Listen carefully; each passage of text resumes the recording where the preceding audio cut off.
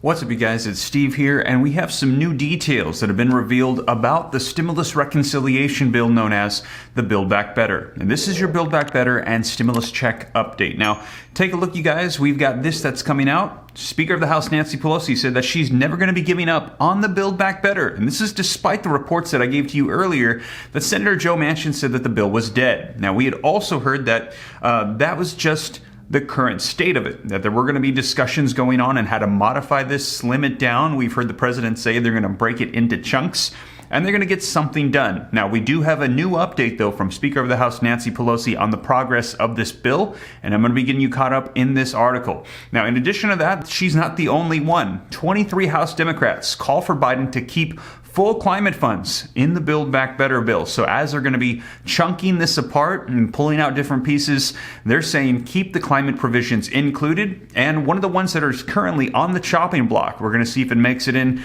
is the child tax credit, those monthly payments going out to parents. Now, Joe Manchin is not the only one that has been in opposition to this bill. Kyrsten Sinema has been as well, that senator from Arizona. And take a look at this. She has been getting a lot of heat lately.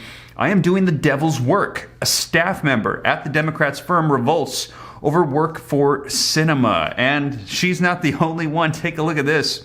AOC tells Senate Majority Leader Chuck Schumer to make Kyrsten Sinema's life as difficult as possible after moderate who killed Build Back Better and Biden's voting right plan complains that the Senate votes were too slow. And AOC has missed no opportunity to lay into Senator Kyrsten Sinema in recent weeks. So, man, let me know your thoughts. Kyrsten Sinema and Joe Manchin have gotten a lot of heat. I've shared with you in previous videos.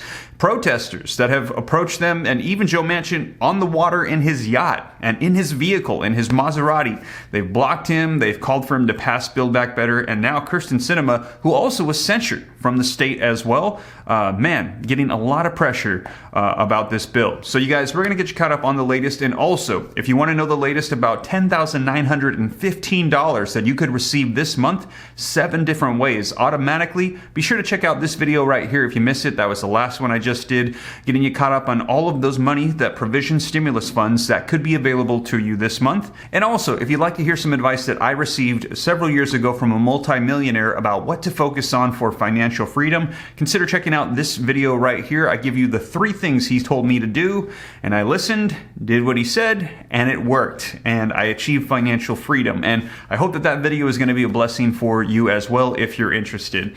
But with that being said, you guys, let's go ahead and dive right in. And before we do, though, if you could do me a quick favor, just takes a second. If you appreciate the updates, don't forget, smash the like button for the YouTube algorithm. Helps out my channel a ton. I really appreciate it. Thank you so much. Also, leave your comments, share this out. If you'd like to stay up to date, totally free to do so. I'll keep you up to date on all the economic news coming out with stimulus and Congress. Just hit that subscribe button, turn on that notification bell, and if you got any specific questions for me, I'm easy to get a hold of directly. All you got to do is hop onto Instagram, shoot me a DM at SteveRam3. Best way by far to get a hold of me directly if you got any specific questions. But with that being said, let's go ahead and dive right in. All right, so link in the description below to this article that just came out yesterday, and it says Speaker of the House Nancy Pelosi said, "I'm never giving up on Build Back Better."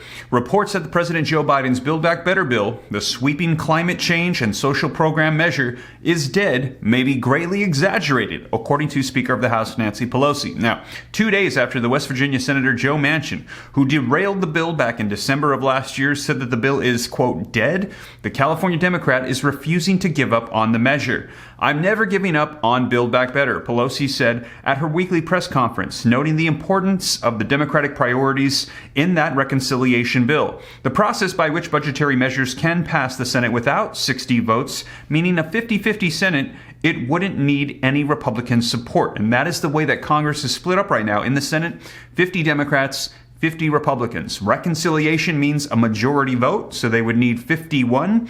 So if all Democrats unify, they could get it halfway there, 50 and 50, and then the tie-breaking vote would come from Vice President Kamala Harris, who would support that bill and push it through. Now, at a press conference last month, Biden said that the most likely path forward on the bill would be to break it up. It's clear to me that we're probably going to have to break the bill up, Biden said, adding, I'm confident that we can get pieces, big chunks of the Build Back Better law signed into law. I think that we can break the package up, get as much as we can now, and come back and fight for the rest later, the president said. And I reported that to you several months ago, that he had came out and said that he just wanted to pass something.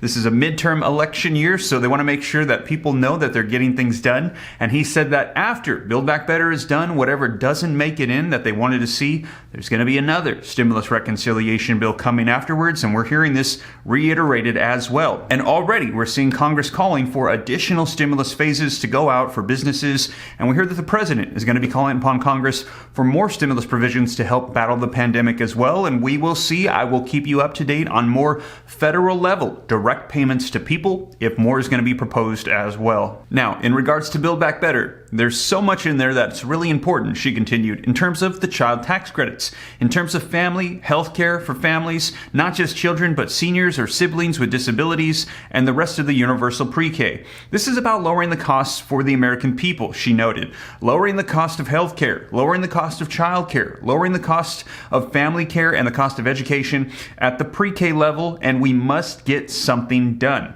She also noted the importance of the bill's provisions to combat climate change. The proposal devotes around $550 billion for climate-related funding, the largest ever legislative investment to combat climate crisis.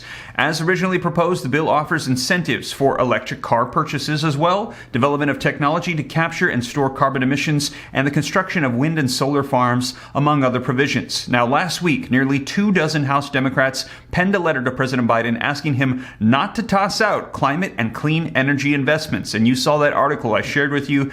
23 of them had suggested that. Now, led by Representative Mike Levin of California, the 23 Democrats urged Biden in the strongest possible terms to move swiftly to finalize the most comprehensive legislation that can pass the Senate and get this historic progress to your desk for your signature in the coming weeks. Now, the need to act on the climate crisis while centering environmental justice and creating and sustaining millions of good-paying union jobs has never been more important, the group added. In the communities across the country, we already are seeing staggering climate damage. House Democrats who signed the letter said the provisions are needed in order to achieve the United States goals of cutting greenhouse gas emissions in half by 2030. Biden has predicted that we would be able to get to support of $500 billion plus for energy and the environment, and has even touted that as one of the areas of support he has in common with Senator Joe Manchin. Now, in an interview on NBC, Manchin indicated a number of other areas that he would support, noting that his priority is to fix the tax code. And I reported that to you as well, that he said, listen, we can get back on track, but we need to fix taxes. And he's very concerned with inflation, debt, and adding more so to our 40-year high in inflation as well. And he's saying maybe if we can do something to modify those taxes, to fix it, to help pay for some of this, maybe we can get a deal. Now, we do have an issue there, though, with Kyrsten Sinema, who has said that she didn't want to do that. So we will see, because they got to appease every single senator to get this done. It's the reason we have reconciliation, and everyone's talking about everything but that. Manchin told the outlet, take care of the debt. Manchin told reporters that we believe that basically, yes, we can do something on clean energy, has been supportive of subsidies of the Affordable Care Act, and have been very receptive on Medicaid expansion to the states that got left behind. But one of Manchin's red lines is that the bill be completely paid for and not impact the national debt or increase inflation, as we mentioned. The White House maintains that the bill is paid for, and that statement is largely backed up by estimates from the CBO and Joint Committee on Taxation. What's important is what's in the legislation, Pelosi said on Thursday. Lowers costs, increases pay, and is completely paid for. When we talk about inflation and people say, oh, you're spending money on this or that, this is completely paid for, she said. Not only is it paid for, it will, in fact, reduce the national debt, because it will raise so much more money because we thought we were going to do so much more. NBC News reported, citing sources, that Democrats are aiming to add new savings and revenue sources to the bill, which Manchin called music to my ears. So it sounds like he liked that part, and maybe they can get something together on this. Deficit reduction, inflation, being fiscally responsible. Sounds like something we should be talking about. Manchin told the outlets, adding high-income earners, they should be paying their fair share, and there should be a way to do that where it's fair and equitable. But Manchin's goals on adjusting tax codes could run into the interests of fellow moderate holdouts like Senator Kyrsten Sinema, who has opposed tax hikes as a revenue source, as I mentioned to you earlier. Some Democrats have suggested rebranding the bill. The old name needs to go in the trash can, Hawaiian Senator Brian Schatz said about the Build Back Better's name, or even have gone as far as to urge party leaders to give Manchin the pin. California Representative Ro Khanna suggested to pass whatever he is willing to vote for. Just get something done, he's saying. Now, regardless of the path forward, Pelosi said that Democrats need to take action on the bill. Whatever it ends up containing or being called, she said that we cannot abandon it, and Pelosi concluded that we must proceed. So you guys, that is the latest that we're hearing on progress on the Build Back Better, and it's sounding optimistic, like they're going to be getting something done here. And I believe that from what we're seeing, there is going to be a revised, modified, chunked version of the Build Back Better bill, and they are going to pass it.